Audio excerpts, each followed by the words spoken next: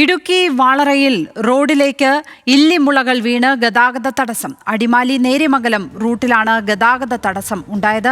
Alvin Thomas ചേരുന്നു വിവരങ്ങളുമായി. Alvin, എപ്പോഴാണ് ഈ ഗതാഗത തടസ്സം അവിടെ അനുഭവപ്പെട്ട് തുടങ്ങിയത്? അത് നീക്കുവാനുള്ള പ്രവൃത്തികൾ തുടങ്ങിയിട്ടുണ്ടോ?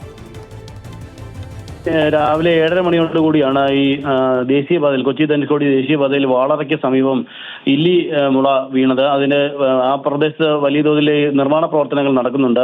ദേശീയപാതയുടെ നിർമ്മാണ പ്രവർത്തനങ്ങൾ നടക്കുന്നുണ്ട്. അപ്പോൾ ഈ മണ്ണിടിഞ്ഞു വന്നതിനൊപ്പം ഈ ഇല്ലിച്ചൂട് ഉൾപ്പെടെ റോഡിലേക്ക് പതിക്കുകയായിരുന്നു. ഏതാണ്ട് ഭാഗികമായി ആ സമയത്ത് ഗതാഗതം തടസ്സപ്പെടുന്ന ഒരു സാഹചര്യം ഉണ്ടായി.